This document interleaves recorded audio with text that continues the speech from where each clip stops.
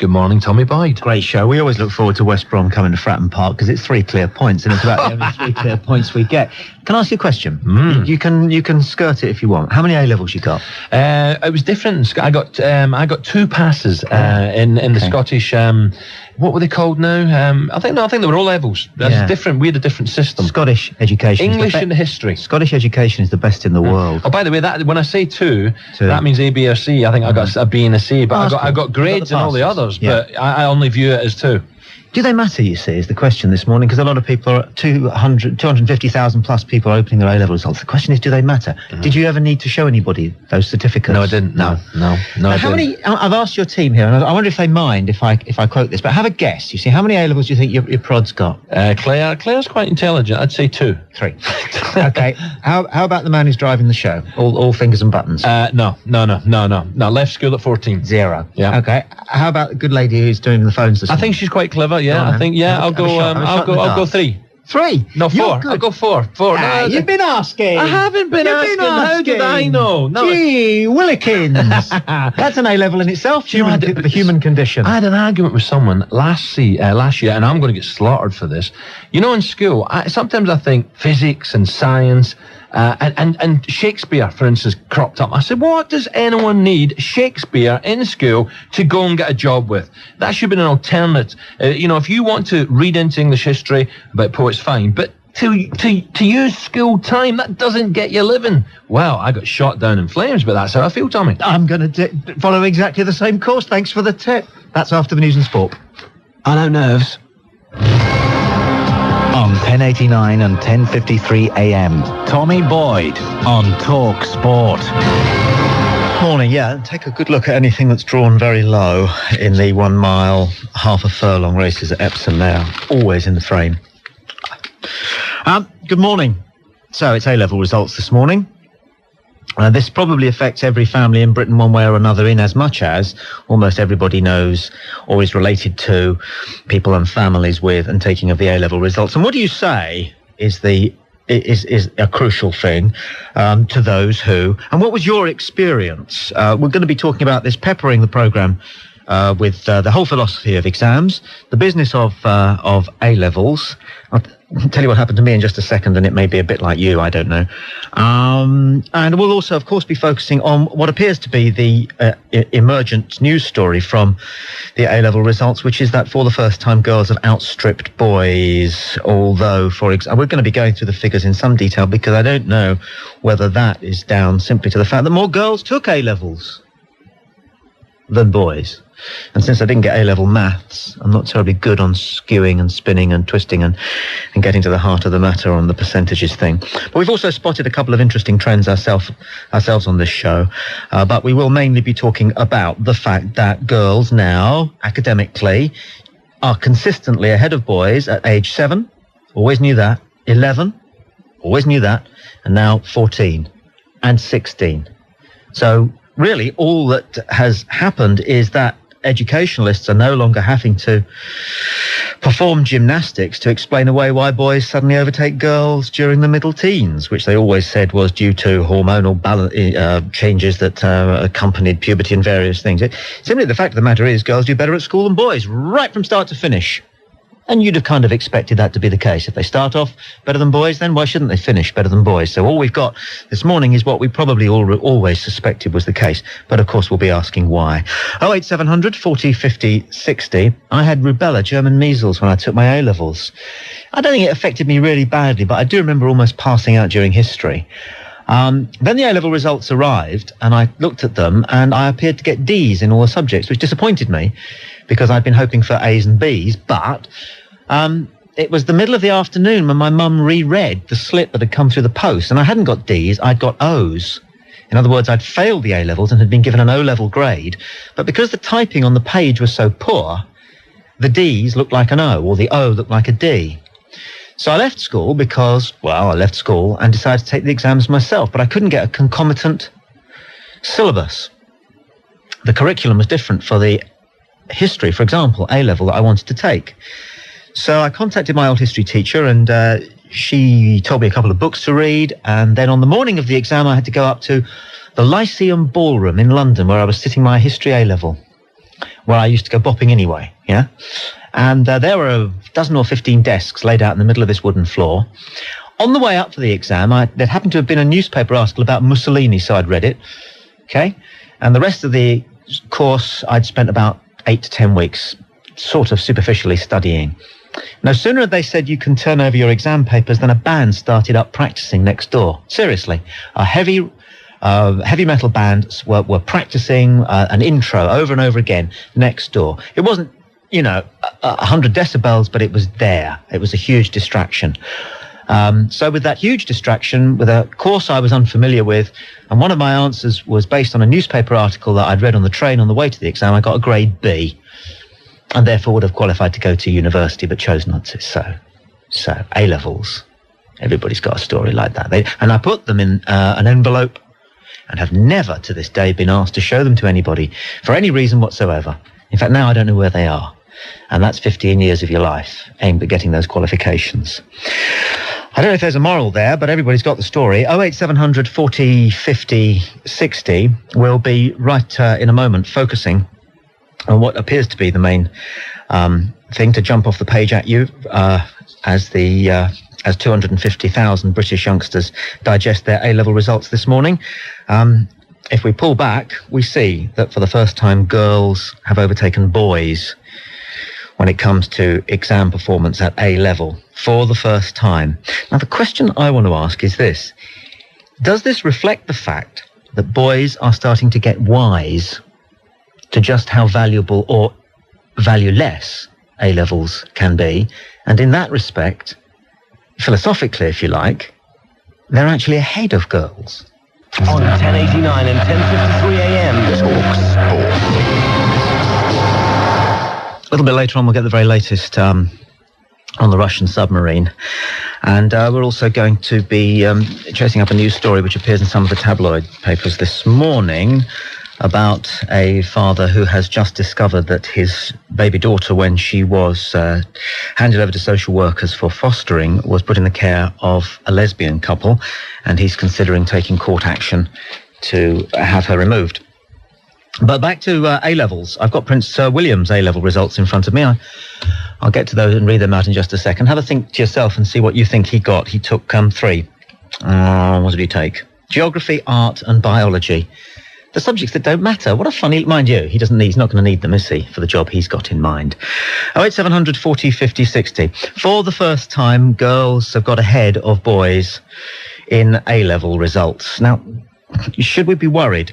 I don't think so, but there are those who know more than me who say we should. Brian Harrison Jennings, for example, of the Association of Education Psychologists, writes this morning that these could well be disturbing trends. He thinks that boys might be falling behind due to laddish culture. Too many parents are too relaxed about their son's education. And he champions the cause for a return to single-sex schools. Single-sex schools, Brian Harrison Jennings, back to Victorian times? Not quite. They never went away. Some still do exist. It's not quite true to say that I champion single-sex schools. It's one possibility and one that's worth considering. But what I also think is that, and it is being tried with increasing success seemingly, is having at least certain classes taught in single-sex settings within a comprehensive school, within a coeducational school. And that seems to me that you get the best of all worlds, in the sense that the children go to school together, they go on the bus together, they meet one another there, they meet socially in the playground, they have assembly together, and then they split for lessons. And that means that they are all together for lunch times, for break times, for school concerts, for sports days. And so they get the social interaction with members of the opposite sex, but they don't get the distractions which apply, I think, almost equally to both sexes during the important part of the school day, the academic lesson. Okay, reasonable enough. Is it unreasonable of us to get concerned about this latest round of A-level results? Is it a disturbing trend? Well, it's certainly a trend, and it's a trend that's been a long time in the making. 18 or so years ago, boys excelled at every age, and then girls started doing better at the age of 7. They do better in reading, for instance, at that age, which gives them access to the curriculum straight away. And from that point onwards, they've gradually got better at every age that they have been nationally tested through the school career. And so a few years ago, they equalled and now exceed boys' performance at GCSE level. And now, for the first time, they've exceeded boys at A level. And the only age at which males have superiority over the females, I believe, is at university level, where boys still get, men, I guess they are by now, get more first-class degrees from university. And I don't know whether we should be worried about that. We certainly, I think, should be concerned if it is a true reflection that boys could do better and want to succeed at academic studies. And we have to try to find out what the reasons for that are.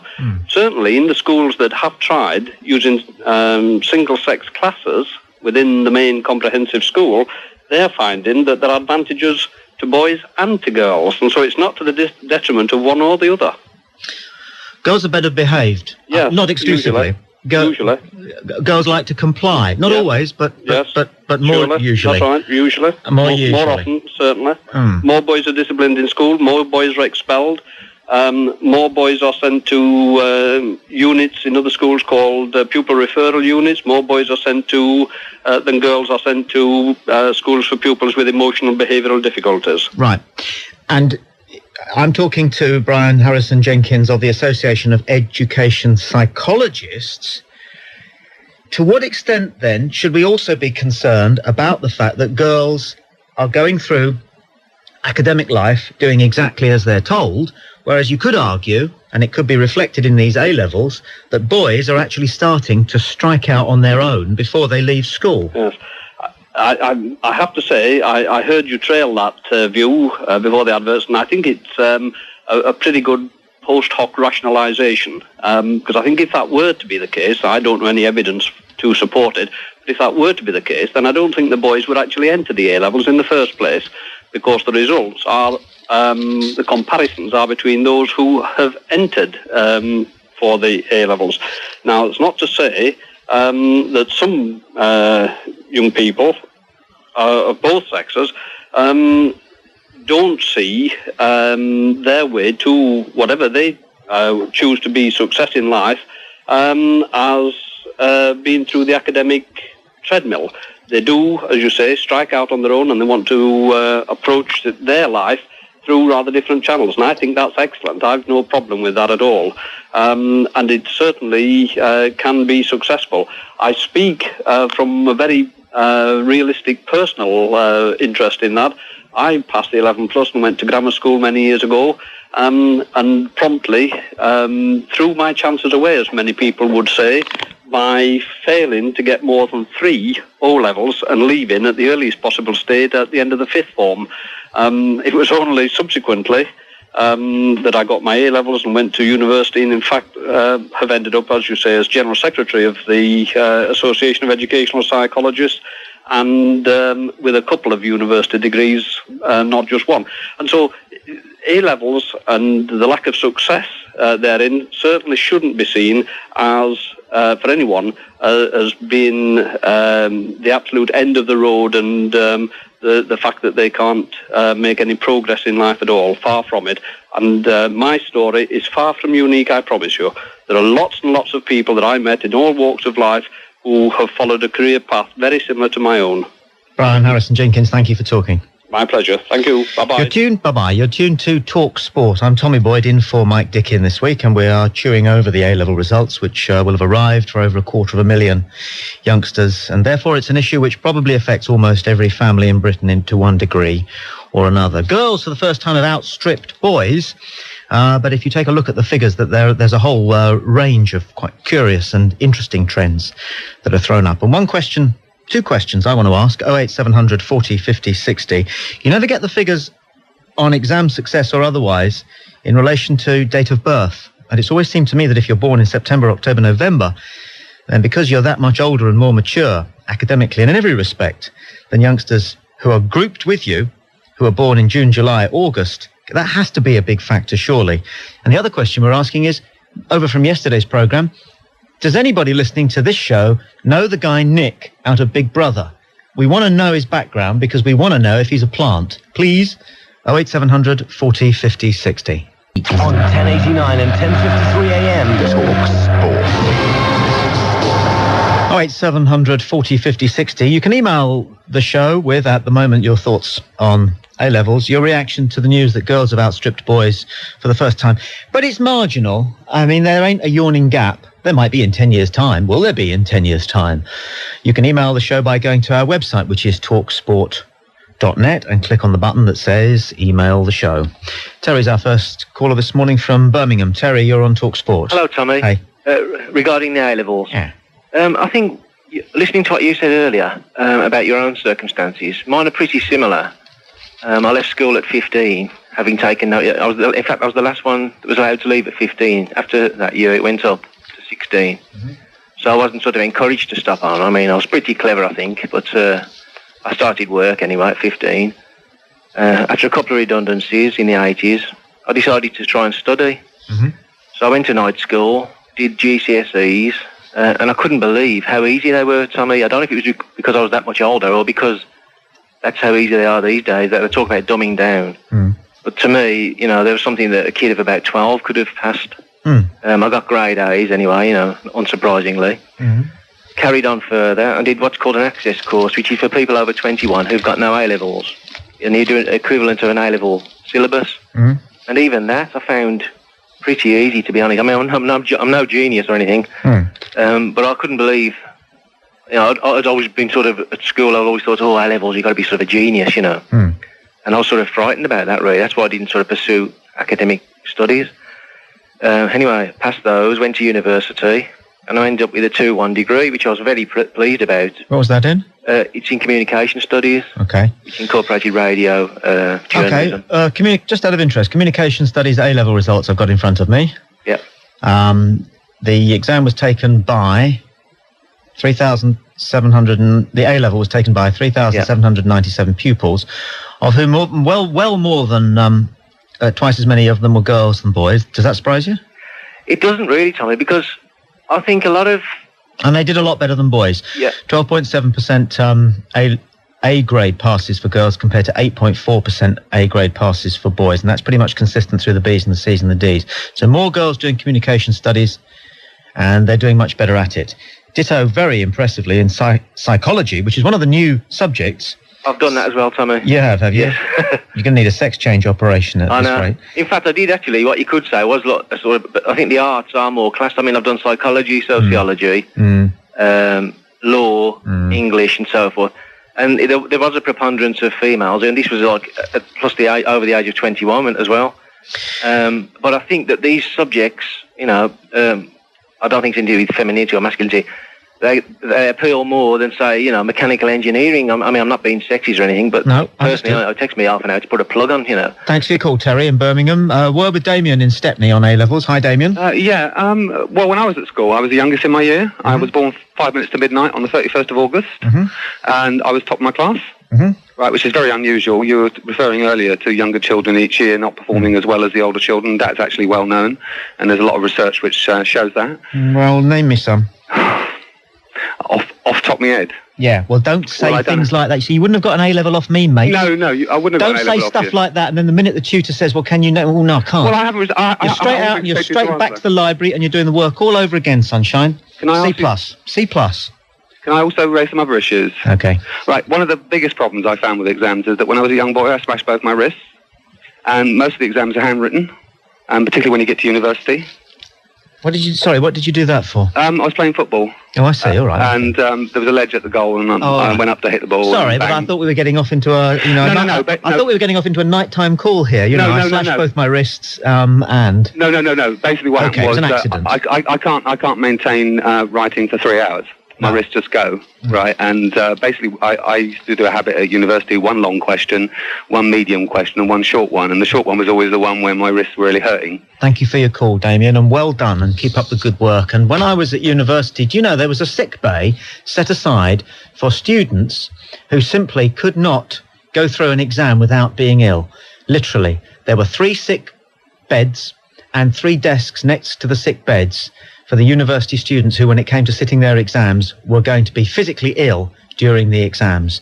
And it's that and the occasional story you read about youngsters taking their own lives because they're upset about their exam prospects and their exam results that really ought to be hauled into the perspective of this conversation. Yeah?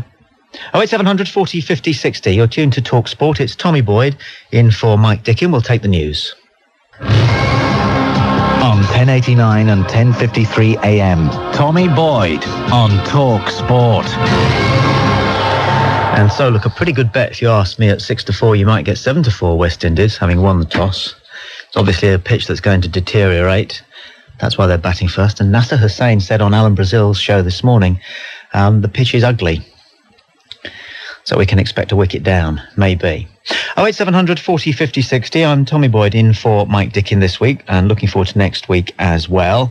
He'll be back the week after. Today we're talking about the A-level results. The fact that girls are outstripping boys for the first time at A-level. But is it that much of a surprise since they've been outstripping boys marginally? It isn't a chasm at pretty much every age through to further education presumably being seeing boys or males by that time still ahead of females, but perhaps that will be the next thing to change. 08700 40 50 60. The switchboard's open. We'll take your emails on the subject too. I'll remind you of how to contact the show email-wise in just a second. We're also keeping, of course, both eyes on the Russian submarine, where our hopes remain great, but are fading with the passing of each hour, and we hope to cross live to get the very latest shortly on the programme. We also hope to be finding out a little bit more about the news story concerning the father who has just discovered that the now toddler, then baby that was taken away at their request by social workers because mum said she couldn't cope and has been looked after by a lesbian couple for something like 12 to 15 months, is taking social services to court over that decision to have it changed. But staying with education, 08700 40 50 60. You can email us by going to our website, which is talksport.net, and the button is email the show. Anonymous, although the great thing about emails is you can't email anonymously entirely. So thanks for your anonymous email, Dave Murphy. A-level results are not the be-all and end-all, so don't worry. 4 years ago, I only got 3 C's, only just enough to get me into university, and have just graduated this year with a first-class master's degree in engineering. And I start a new job next week. Terrific. A lot of people who can't excel in an A-level environment will when they leave home and go to university. Again, some work wants to be done on that, and an awful lot of people who do well in later life report that they were okay academically at school until they're about their sort of early to mid-teens, and then they hit a bit of a fug around about 16, 17, 18, and then got refocused or something happened when they got to late teens and got into further education. But the A-level results are out today, and all the attention is focused, quite rightly, on the fact that girls for the first time have outstripped boys in these results. Question, of course, is why and whether we should be concerned, and if so, what should be done about it. Let's put those questions to Professor Alan Smithers, who's Director of the Centre of Education and Employment Research at Liverpool University. Morning, Alan. Good morning, Tommy. First of all, is it a surprise? Is it such a big shock that girls are now outstripping boys at A-level? Boards have put out these results. In fact, the news for both boys and girls is good, because about 90% of those receiving the results this morning will be getting good news. And both boys and girls have made considerable improvement over the last 20 years. So we're actually talking about a relatively small difference. Girls are doing better, I suppose the interesting thing is that having been behind in the proportion of A grades 15 years ago, they've gradually crept up, and this is the first year they've gone ahead at that level. So there are signs of relative improvement, but both boys and girls have been doing better. As Director of the Centre of Education and Employment Research, does that mean you're in as good a position as anybody else to tell us a little bit about the relationship between exam success and fulfilment in employment? We know a bit about it. I mean, as a centre, what we do is we try and produce easily understood numerical accounts of what's going on in education and employment. So people like the government, who have to take important decisions about education, have a good basis on which to do so. So we know a bit about it. We've certainly studied the figures. One of the other things to come out of these results is that there has been a greater success rate than last year, and that's been a year-on-year thing for some time. What's your reaction to those, for example, Ruth Lee of the Institute of Directors, that the government, the education system, has effectively been dumbing these exams down in order to make education look better under the current government? Well, I think it's to confuse two different purposes of these exams. First of all, they're there to fairly and accurately mark the achievement of the people taking them. And then secondly, they are to distinguish between people so that universities and employers can have a basis on which to take decisions. Now, the government, through the Qualifications and Curriculum Council, works very, very hard to ensure that the standards are the same from year to year. But what is happening is, for a variety of reasons, boys and girls are doing better. And at the top end, the results aren't distinguishing as well as they used to in the past. It's a bit like a thermometer where the water has got overheated and it no longer gives you the temperature accurately. The mercury is just hitting the top too often. Okay. So you feel that there are general improvements all round in students' performances, and those are being accurately reflected in these results? Well, the format of the exam has changed, and the content has changed a bit. And actually, in part, this is an explanation for the improvement of girls, which is that exams these days reward hard work. They reward consistent application. And girls are a bit better at that than boys. So the format has changed, but also the importance of the exams has changed. It's very important to do well to go to the university of your choice. It's very important for your school that you do well, because the results of schools appear in league tables. Also, teachers and students have got much more used to the exams, so they're better prepared, more familiar with them, and able to show themselves in the best possible light. Interestingly as well, looking at the figures again in slightly greater detail, you have, for example, a preponderance of boys taking some of the more, what you might call traditional subjects, such as physics, for example, where perhaps you would expect a slight male bias, but it's huge. And then you have an enormous imbalance of female students taking some of the newer subjects, such as, for example, psychology. Now then, a difficult question I know, but is an employer likely to treat an A-level in a traditional subject like physics equally, or give it equal status to one of the newer, fresher subjects, such as psychology? Yes, I mean, the world is changing, and the subjects studied at school change to reflect that. But employers do tend to be a bit conservative with the small c. They tend to be familiar with the kinds of qualifications that they took when they were at school. So I suspect that they will know a bit more about what an A-level in physics or maths or English or history means, a bit less about business studies and computer studies and psychology. So it could be, on the grounds that they're a bit more familiar with those subjects, that they will have a sort of, that they will feel they know more about them. Now, how much is there in the argument, of course, that boys tend to become anti-school a lot quicker than girls? And if that's part of the reason why they're beginning to fall behind, what can be done there? Yes, I think there is a bit in it, and it is quite interesting. Girls do tend to have higher verbal abilities throughout the world, that there is the propensity for a gender gap in all countries, but it's a lot bigger in this country than many others. And this seems to have something to do with the early years of schooling.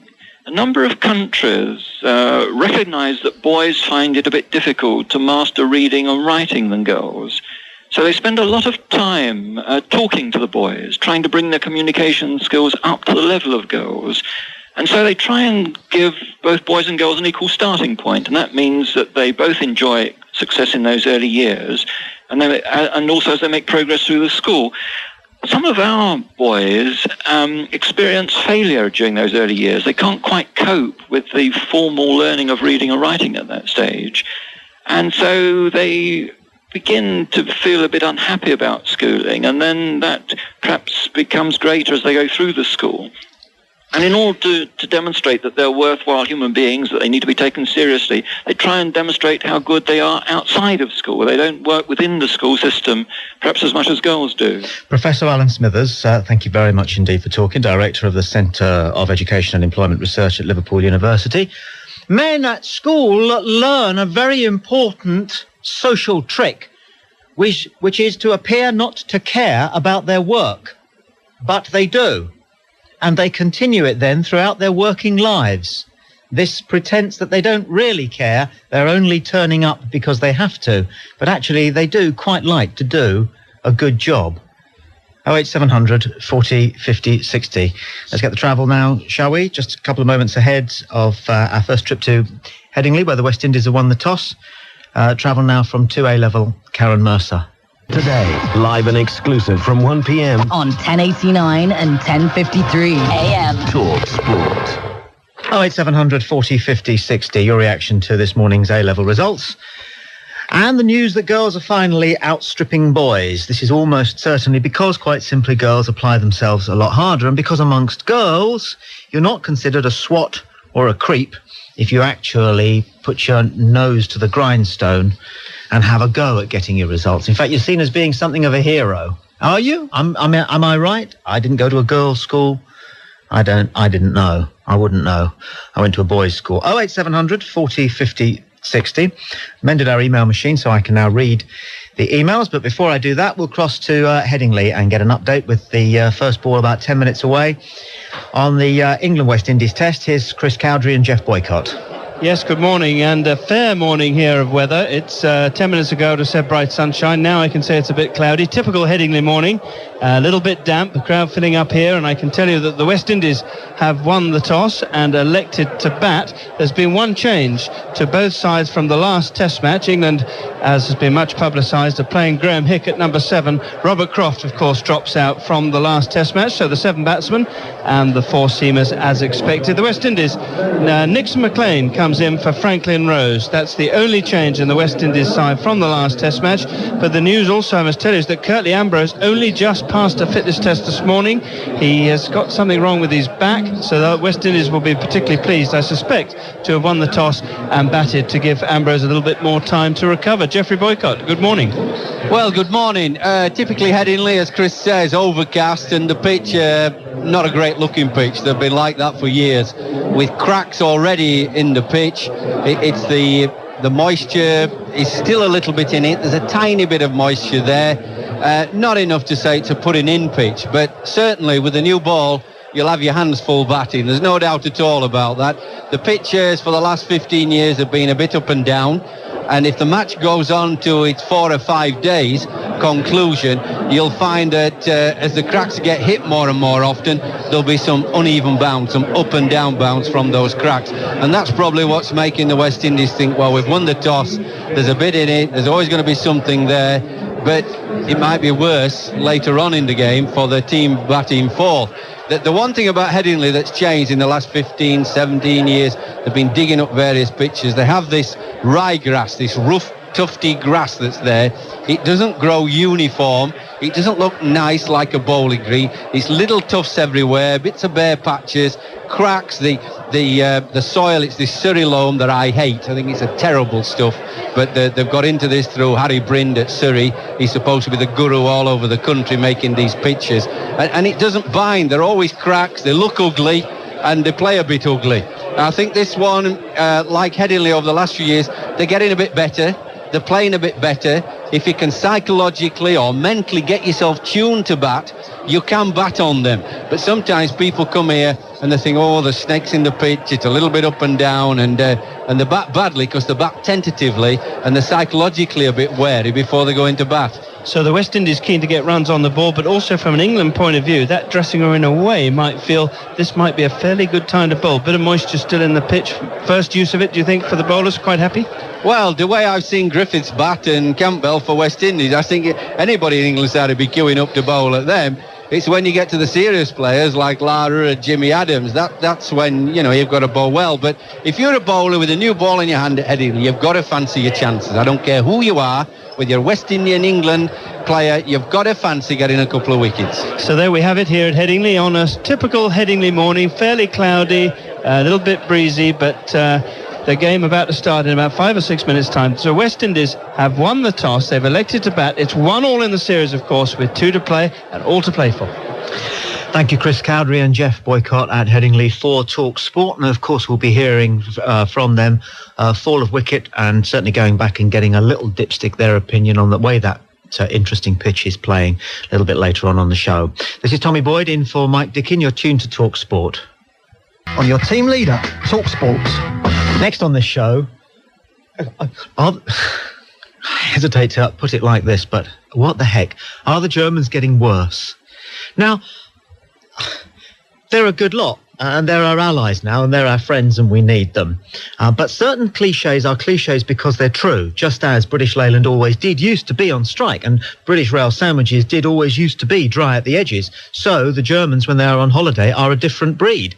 I'm just back from a holiday in Mallorca, and I noticed quite independently, and my colleagues here will bear me out because I told the story when I arrived on the Monday because I was hot and bothered about it. The Germans were jumping queues. We had a very small private landing jetty where we were staying, just 2 families, but it was ours. Virtually, I'm going to be accurate, virtually every morning we would come down and find Germans sunbathing on our little private jetty. They knew it was our private jetty. They weren't at all surprised when we had to ask them to leave.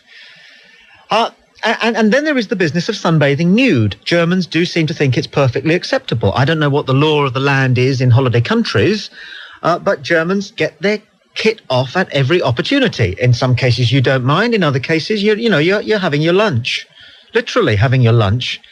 And there's Helmut over there, and Helmut, Helmut, which is a German name. Okay, I know what I'm doing here. You can't touch me. And then I'm swimming across the little bay first thing one morning, and this huge motor launch, about 80 feet long, white and wedge-shaped, is mooring, it's anchoring in the bay, and the guy is trying to get me. And I'm not kidding, the guy is trying to get me, because when I decide to go around the back of the boat as they're anchoring, so he reverses, looking at me, much to say, and there from the back of the ship is the German flag. Now, you would say this is your imagination, and some of my colleagues said this is your imagination. But here we are, 4 days later. Big story across the sun. Thursday, August the 17th. Britons Dick and Angie Emery booked into their Canary Island holiday hotel to find that all the other guests were Germans. The couple knew there had been einen gross cock-up when Spanish staff at the 365-room complex spoke German, the menus were in German, and even the TV channels were tuned to German channels. Mein Gott, towels were draped over the sunbeds at 6 a.m. Ach nein, many guests sunbathed, naked, and were not a pretty sight. Und was ist das? All the entertainment came from Oompa bands.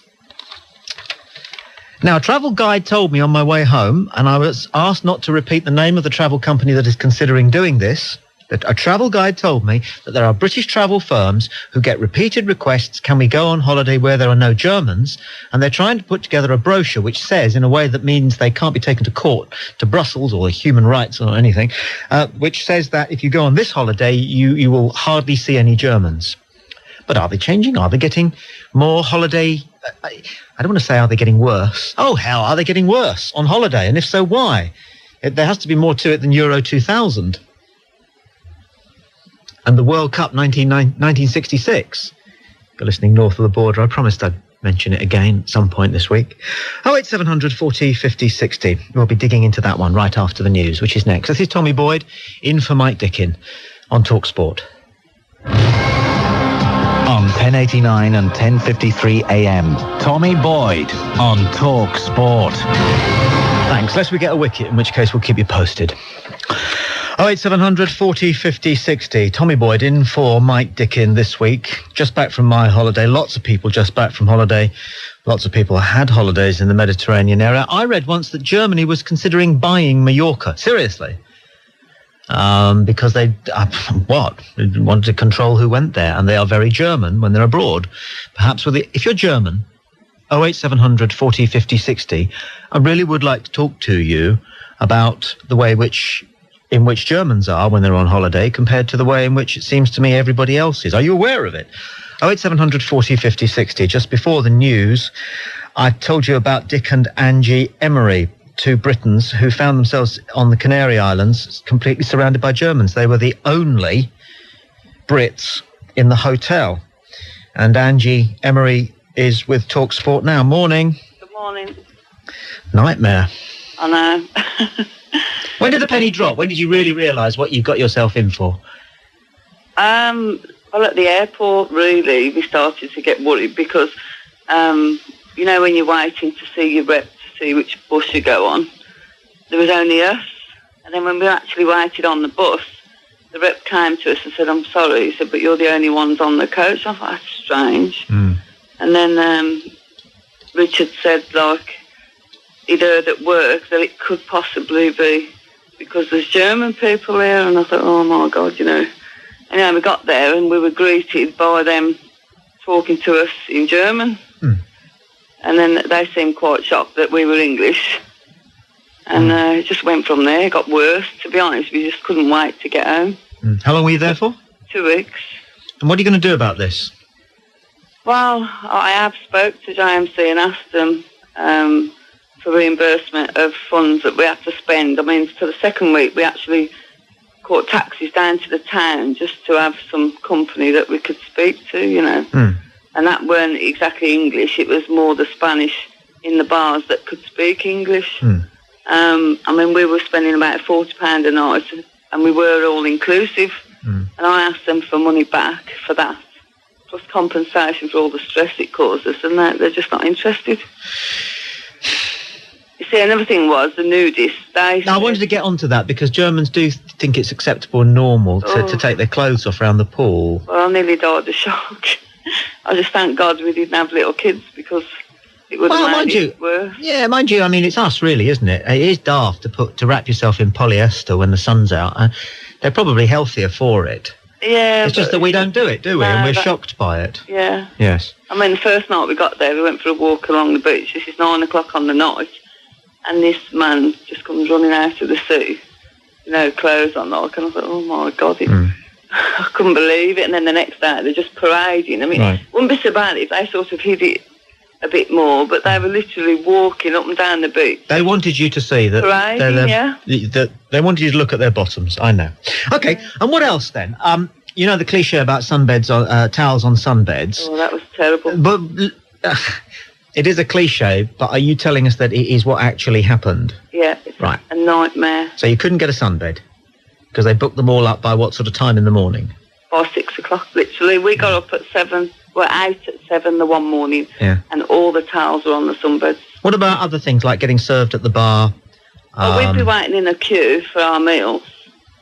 And they just come barging round and jump in the front, you know. And I thought, I just used to look as if to say, well, what do you think we're waiting for? Now, let's be clear. There's no racism about what you're saying, and there's not even any nationalism. It's just that when people behave differently, you can't relax. No. Okay. But also, there was no conversation, you know. We just had no one to speak to. And the rep said on the welcome meeting, don't worry, most of them speak English. And there wasn't any that spoke English. I mean, that was the frustrating side of it. I mean, you obviously want to chat with people when you go to the bar. And you just couldn't speak to anyone. Angie, good luck. Thanks for talking. Okay. Sorry you had a bad time. Because if you can't talk to anybody on holiday, then you can't flirt and have a laugh, you know.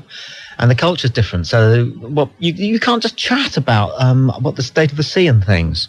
Now, listen, if you're listening to this programme going, that's totally retro and racist, saying that Germans behave badly on holiday. I have to tell you, that's what I thought until we started taking med holidays because our children love it. That's what I thought, that the Germans are just the same as everybody else, but they are not. Abroad, the French, the Italians, the Portuguese, the Spanish, any European nation you care to name, behave more or less as a one. One nation behaves very differently, so differently that you cannot but notice it, so differently that you cannot but talk about it over your evening meal, so differently that it... Look, we'll take some calls. Show you what I mean. Clive's mobile in Leicester. What happened to you, Clive? We were in Cyprus a few years ago now. My mate got married there, and we were around it was not a big hotel, a little hotel with it had a pool in the middle and a bar and that. And, me and my mate were in the pool, and my wife and a friend got off the sunbeds. I mean, they like sunbathing, so they've got a sunbed. We didn't even bother. But they got off the sunbeds and walked over to the bar, which is, I don't know, about 100, 150 foot away, if that. And these two German chaps came over and strolled down with the towels, seeing these two sunbeds. I mean, they've got they had kids, so they got rubber rings and, all things on the sunbed and the towels and everything. These two German chaps just picked the towels up, moved all the stuff out of the way and lay on the sunbeds. Yeah, and no Brit would do that? Oh, no, you wouldn't, would you? Thanks for your call. Mark's mobile in central London. What was your experience? Hi, when we were in India earlier this year, there was two German couples staying in our hotel. Everybody used to manage to come down for breakfast in the morning, and everybody would watch TV, open air TV.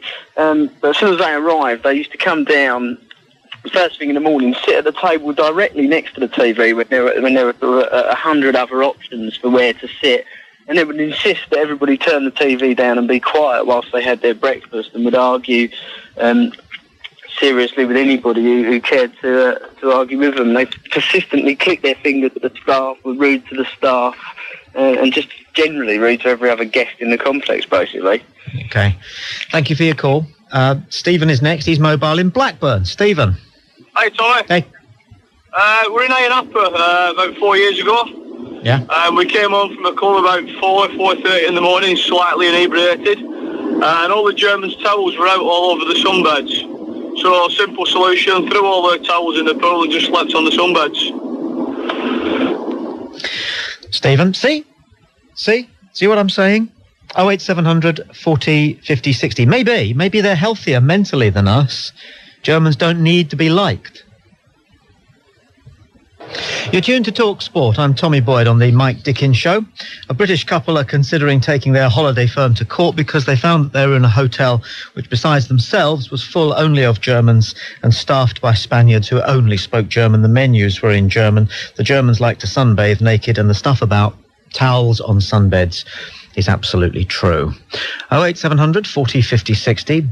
Bill calls from Guildford. Bill, you're on TalkSport. Good morning. Hello, Tommy. Bill. I hate to say it, but I think this is a slight case of the pot calling the kettle black. If you see some of the ways British people behave in Spain, for example, which I've experienced, I mean, we can't really talk. If you go to somewhere like Ibiza, some of the British behaviour is absolutely disgusting, so I just think we should take a look at ourselves before criticising anyone else. Look, we can criticise and do criticise Brits who get drunk, Brits who throw furniture in the pool, Brits who get into fights, Brits who get involved in too much alcohol and substances abroad. Of course, that's one thing. Everybody knows that, Bill. But the Germans unsettle us in the same way as some Brits on holiday unsettle the rest of Europe. And that's what we're talking about. Why the Germans behave in a particular way that is very different from all the other European nations when they're on holiday. And Bill, they do, don't they? Yeah, but they're Bill, they do. They do jump queues. They are rude. They are curt. They are abrupt. If you let me finish, what's worse, jumping a queue and putting... No, Bill, we're not talking about other things. We're talking about why the Germans behave in a bullish way on holiday. That's what we're talking about, Bill. If you want to make another point, you can call another show. Let's focus on this. Am I right or am I right? The Germans are bullies on holiday. Yeah, and you're criticising them. Yeah, OK, Bill's not going to... This penny ain't going to drop with Bill. Here we go, Bill. Penny dropping. Has it dropped yet? Yes, absolutely. Jolly good. So why do the Germans bully everybody else when they're on holiday? I don't think they do. Oh, Gordon Bennett. Well, listen then. Keep listening, Bill. Let's go to Phil, for example, who's in High Wycombe. Phil, morning. Good morning. Right, well, first of all, I'm actually married to a German girl. Okay. And I've actually been on a holiday with the family. Okay. First of all, it was quite amusing. So, I used to take the mick out of her. The same kind of things like towels on the sunbeds and stuff like that. But I actually found when I was on holiday I was actually doing it myself as well, which was like... And you were behaving like a German? Oh, no. Only in, certain points. It was like the hotel we were staying in, this was, in Portugal. And we're getting up in the morning, and all, the sunbeds were gone. This was, by 8 o'clock in the morning. So she comes up with the idea, we'll get up and, go down and put the towels on. So I found myself waking up at 4:30, 5 o'clock and going down and putting towels on a thing. And I couldn't believe I was doing it. What is it about them, then? Is it a need to impose? I don't know. To get what you want, whatever anybody else thinks of you? I just don't really think they actually know they're actually doing it. It's like, because whenever I've been to Germany with her, it's kind of I've never had to queue up for anything. It's kind of like straight in. Just straight up to the till? Yeah. Straight up to the till. There I was buying a beach ball for my boys, and because the beach ball had been inflated, and these days you can't deflate them, there's a valve thing, the guy who's selling it me on the till is trying to push this full beach ball into a carrier bag, and it's taking him a moment. There's a queue. German woman just walks straight up to him and says, "Excuse, please. How much are all the postcards?" Well, the Spanish guy was really good because he completely ignored her. Quite right, too. And everybody was very pleased that he did. And he waited until he'd put the beach ball into the bag. And then he started to speak to the German woman. But she knew, because she didn't repeat her question or get agitated that he was ignoring her. She knew that what she had done was, besides ask a question, she was just trying to get somewhere first. And that's what it's all about with them, isn't it? Yeah, definitely. Yeah, I can't really argue. They've been brought up. It's a culture. Yeah, you can understand why. You can understand why countries bordering Germany through the early part of the 20th century kept sentries. Yeah. 08700 40 50 60. I'm Tommy Boyd in for Mike Dickin. You're tuned to TalkSport. Tomorrow afternoon from 2, only on TalkSport. The German philosopher Wittgenstein, Austrian actually, philosopher Wittgenstein, said by many to be the greatest philosopher of the 20th century, believed that language gave us our personality. And the words in which we use, the way in which we say the words, and the way in which we construct our sentences determines the kind of individuals that we're going to be. And he was at great lengths to discover exactly in what way the German language is different from the English language. And if you start emulating Germans speaking with an English accent, you will find that you stand taller, your chin goes out, your chest goes out, and you become more authoritative. Try it now, unless you're driving along. 08700 40 50 60. We'll make an instant vote line on this one. The question going out is this: are we unfair to the Germans on holiday? If yes, we are unfair to the Germans on holiday. It's 09009 111 300. If no, we're not being unfair to them here at all. We're raising some issues about their behaviour which they might benefit from hearing. If no, we're not being unfair to Germans on holiday. It's 09009 111 400. Kevin is mobile in Wolverhampton. Kevin, welcome to TalkSport. Good morning to you. What happened to you? Excellent show. I still can't believe what happened in 1990. There was 10 of us that went from work to watch the World Cup that was on in Tenerife. We're sitting by this bar or type of restaurant, and there's this German couple plus a couple of their friends sat with us or sat behind us. And she ordered a meal, and I had a big steak, and she actually took the knife and fork off me to cut into the steak, to try the steak before she ordered it. She ate your food?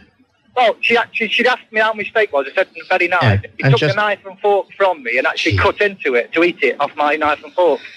Kevin, thanks for your call. Are we being unfair to Germans when they take holidays? Maybe you've been to Germany. I have not yet. It's on my list of places to visit. Do they behave exactly the same way when they are at home as they appear to when they go on holiday or go abroad for any reason? Are we being unfair to the Germans here? If you think we are, 09009 300. If no, what we're saying here is about right, the Germans do need to be told or informed, then it's 09009 111 400. To James, who calls from Liverpool. James, you're on TalkSport. Morning. All right, Tom, I'd like to support the Germans, if you don't mind. Sure. A few years ago, we went on one of these no cheap holidays where you don't know where you're going to end up when you get there. And we went to Mallorca, and we actually ended up on a German complex. And it was sound, it was great. No problem with them. They went out of the way for me and my family, to have a good time. We played all the games, pool games with them, darts, whatever. And they included us all in it all week. It was great, no problem with them. Good to hear. The only problem we had, there was a Manchester fella came out. Now, Manchester people are all right, no problem. But the first thing he done was took his Union Jack towel out and draped it over the thing he'd be taking out. But you don't get the Germans doing that, do you? No, I mean, it was embarrassing. Is a red, white and blue flag to a bull, isn't it? Yeah, James, thanks for that. Sure, if we met the Germans halfway, it's a psychological thing. If we were to centre with the Germans and they were to centre with us, then I suppose that there wouldn't be any kind of cultural clash or discomfort, but it doesn't seem to be something that we can do. Or they can do. 08700 40 50 60, or you can email us by going to TalkSport's website. It's talksport.net, and you click on the button that says email the show. On 1089 and 1053 AM, Tommy Boyd on TalkSport. We're discussing holiday behaviour. I would like to be able to march to the front of a queue if all I have is a question for the person who's serving. But I'm British, so I wait my turn. I'm not buying anything, I have a question, but I wait my turn. Maybe the Germans are better. Maybe what the Germans do is right. If they've got a question, they go straight to the front of the queue. It annoys people, but they don't mind that. They're getting on. I would like to put my towel on the sunbed sometimes. I would like a sunbed in the best place around the pool. I would. But I don't do it. I don't get up at 6 o'clock in the morning because I don't want to get up at 6 o'clock in the morning. And I don't put my towel on the sunbed because other people would think I was a twit. It was pathetic. And I don't want to be seen as being pathetic. But perhaps Germans are better in their own heads because they don't mind what other people think of them. They want to get the best for themselves and their families, and maybe we should be a bit more like that. But it does cause friction at holiday resorts. It just does, particularly in the Mediterranean. Vote line, are we unfair to the Germans on holiday? Currently stands at 31%. Yes, we are unfair to them. 69% are saying no. They do behave differently, and it does cause us the occasional problem. If you want to vote yes, we're being unfair to the Germans here. 09009 111 300. If you want to top up the near 70% vote, which says we're getting it about right, 09009 111 400. That's the no. We're not being unfair to the Germans line. Let's talk to Nick, who's mobile in Leeds. You're on TalkSport. Hello, Nick. Hello, first time caller, Tom. I'm a bit nervous, mate. All right, mate. I was, same as Dick and Angie. I went over to Salou on the mainland, and we were driving.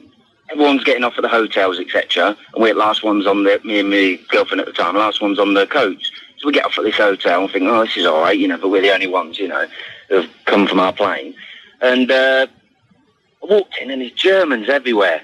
And you can spot them a mile off, not being funny, but you can. And first 2 days holiday, real bad do, towels on sunbeds, pushing in on it was half board, for the food. I thought, this is really bad. I was going to have a word with Reb. And then one day I went in to get in the lift, and all of a sudden, it went all black. This 6'5" West Indian lad came in. And first thing he said to me, a bit stronger language, was, "You're not bloody German, are you?" And I said, no. And he picked me up, cuddled me, and he was a great top chap, really nice bloke. And he saw it was his first day, and he said it was full of Germans, and he'd had enough of them, and he'd sorted every one of them out. When it come to queuing for the food, they all tried pushing in. He's like, "Oi, get back." He's from Solihull.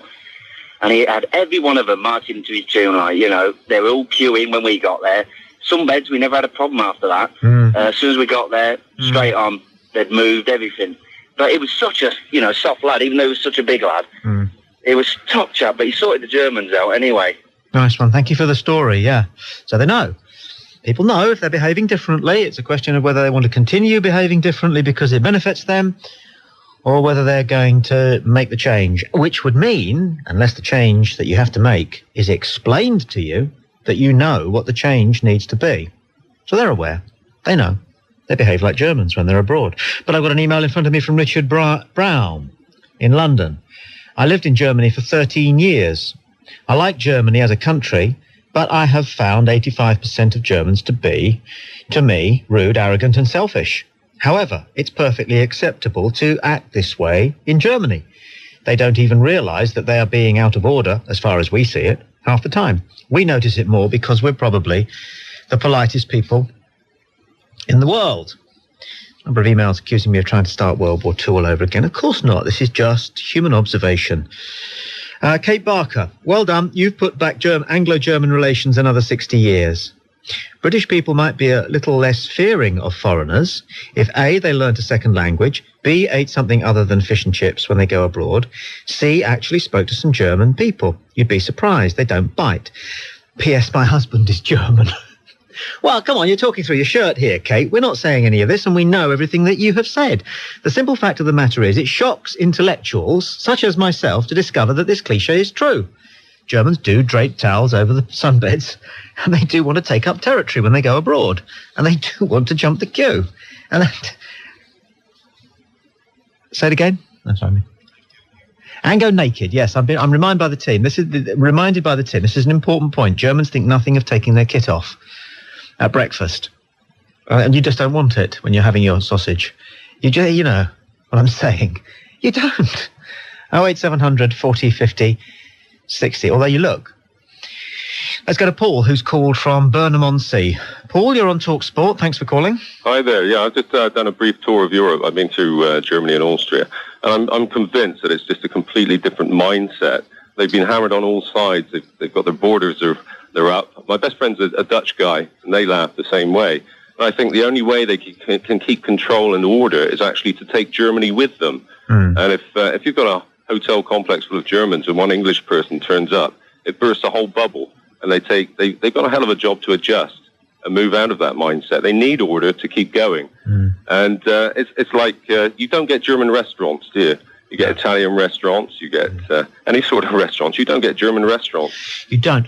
And another thing I've noticed is the aerobics classes at 7 o'clock in the morning down at the beach. Now, if you've got very young children, you're up at 7 o'clock in the morning on holiday. So that's the only reason I know that those aerobics classes are only attended by Germans. And the only thing, and they don't enjoy it. I saw a beer fest. They sit there in orderly queues drinking with very strange 1960s singers jumping up and down. And they sit there and it's like, we will enjoy ourselves.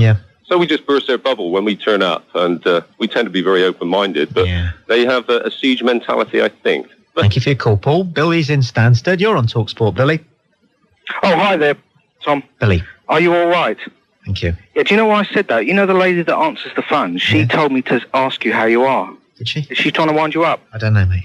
I'll leave that bit of information with you anyway. I may not act on it. Oh, go on. Yeah, it's in the German psyche. The other fella just before me started the point, but he didn't carry it through. If you think about it, the Germans, you know, they wanted to recapture all their own land that they lost after the First World War. Then they thought, let's move on to Poland, France, Britain. You know, they wanted to conquer the world, basically. But they didn't get away with it. Whereas the British, we did, didn't we?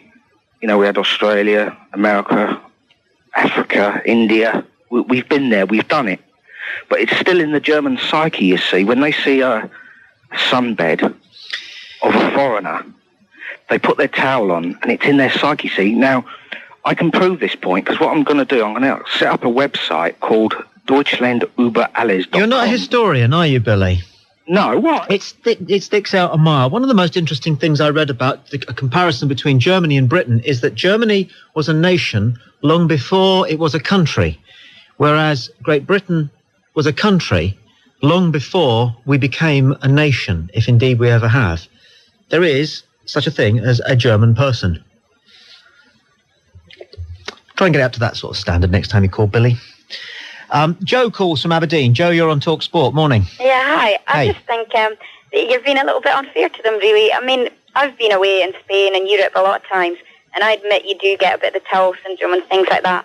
But then the jumping queues and things, you get that from all European nationalities. It's only really the British that do queue. And as for having been away on holiday, I must say that I've been, well, this last year we just went to Orlando, and the most embarrassing nation, and every time you just want to curl up and die, and most of the time it's because you see another Brit and you think, I can't believe you would behave that way on holiday. You know, and I've been to Spain and Tenerife, and it's been the same there. They won't try the food. They don't want to attempt to even speak the language. Why don't you speak English? Where's the English pubs? Where's the Scottish pubs? I mean, I know I'm a Scot, but I'm not saying it's all English. The Scots are just as bad. They just want to have their own little bit of Britain, but in a hotter place. And then they complain about other people. At least other nations do seem to try to integrate and try local cuisine and things, you know, and they're willing to speak a bit of the language. I don't think really the Germans are the worst. They sure are, but you're entitled to your view. By the way, Americans aren't Americans, and they're not British. One of the first things you learn when you work in America is that if you scratch an American skin, then underneath you will find a German. They're organised, they are orderly, they are focused, they know where they're going, they know what they want, they're not prepared to fudge it. They will state what they want, and they will be proud to show you that they're going to go and try and get what they want. And none of those things you can say about a Brit. Really, the British mentality, apart from the odd yuppie. Are they still around? But you can certainly say it about just about every German that you see or meet on holiday. The vote line is now settled. Are we being unfair to Germans on holiday? Or do they behave in a particularly different way? 30% say yes, we are being unfair to Germans, but the poll is top heavy with those who say no, we're getting this about right. You've got about 10 minutes to vote. If you think we're being unfair to the Germans, you vote yes, which is 09009 111 300. If you're saying no, we're not being unfair to the Germans, it's the same number, last three digits, 400. Let's get the latest, shall we, on the travel. Let's go to TalkSport's Karen Mercer. And Jeff Boycott, we're talking about how determined and ambitious for themselves the Germans are. You put your towel on the sunbed, don't you, at 6 a.m? There's nothing wrong with that. The Germans? Yeah, Jeffrey here. What have I got to do with the Germans? We're talking about the Germans on holiday, Jeff. Have you ever had a run-in with them? No, I once was on a sunbed in Thailand, in Bangkok there, was it? What's that, Pattaya Beach? And one German came past and said, snake. And I turned around, he's right, there was a snake coming around this tree, and I'm round on a sunbed around this pool. Well, I wasn't too thrilled about it, I must say. That's the only time I've ever bothered with a German. There aren't too many Germans in Barnsley. No, they wouldn't dare, would they? Thank you, boys. Back to you, of course, if there's a wicket. If not, half an hour's time, yeah? Cool.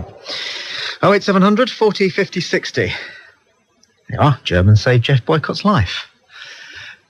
But he would make a good German. Now he's not listening and he can't hear me, I hope. Jeff Boycott, if I've ever met an Englishman who could have been a German, it's Jeff Boycott, because he is determined. He doesn't mind who knows he is determined. He knows what he wants. He's prepared to tell you what he wants. I remember he was out once in a test match, and then England went on and did very well. And instead of being pleased about it, he said quite openly to his colleagues in the pavilion, those are my runs they're getting out there, you know. And but he was and remains, you know, one of the great successes of English cricket of the last 100 years. You know, because he's got that Germanic determination. Maybe we should be more like the Germans. But the fact remains, as we have this family who are thinking of suing a holiday firm because they arrived on holiday in the Canary Islands to find that they were the only non-Germans in a hotel full of nobody but Germans, as we do find they do behave differently. At home, that's their business. Abroad, it can be our business. And this is not a Bernard Manning cliche, it's a fact. And an interesting fact, and one that deserves our great analysis. 08700 40 50 60. John's on the line from Edgware. John, you're on TalkSport. Good morning, Tommy. Morning. I've never had a problem with Germans myself, but I did have an experience once which makes me think there may be a genuine problem. My wife and I were in Athens, and we went to a bar, had a drink, and we found, for some reason, everybody was completely unfriendly. Nobody wanted to know us, to talk to us. They turned their backs on us. And we thought it a bit odd, but we stayed around, and eventually I went up and bought another couple of drinks, and somebody said to me, "Are you English then?" So I said, "Yes." And they said, "Oh, we thought you were Germans." Yeah. After that, it was great. Thanks for your call. John's in Blackheath. John, you're on TalkSport. Hi. Oh, hello. It's all true, I think. A really strange thing. A few years ago, I went on holiday with my wife to Falaraki in Rhodes in Greece, and it's slightly it's interesting because I'm white, English, a blonde with blue eyes, and my wife is black and West Indian. And we were staying in a hotel with 1,000 people there, and 998 of them were Germans. And it was just me and my wife who weren't. And we found that the Germans really did absolutely everything that you have said, and they were very racist towards us. Some of them were, anyway. Of course, not everybody, but there were some very unpleasant people.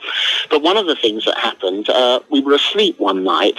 Now, at the hotel, the one problem with it was that there were lots of mosquitoes. So in the day, we'd gone down to the village and bought some mosquito coils. These are sort of things that you set light to, and they burn along, and they get rid of all the mosquitoes. Yeah, I didn't think it was anything to do with contraception in mosquitoes. Carry on.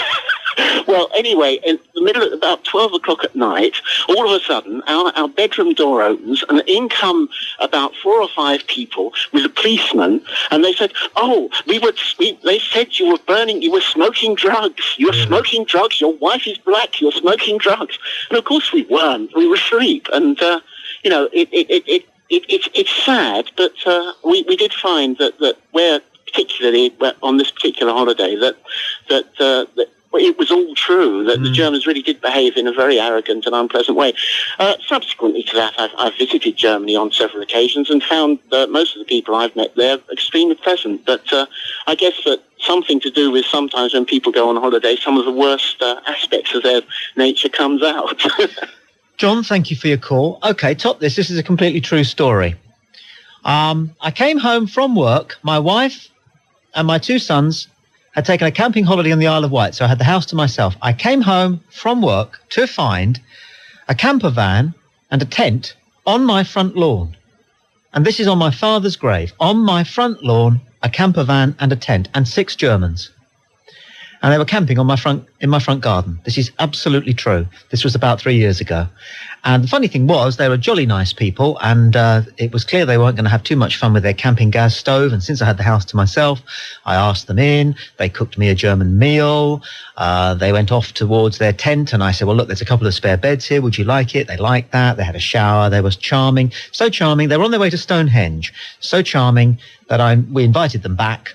And they stayed with us in the same way on their way back to Germany, having visited Stonehenge and Wales and various other places. But the point I'm making is that there is one nation and only one nation on earth that would think for one moment, even contemplate just simply setting up shop on somebody else's front lawn. It's exactly what they did.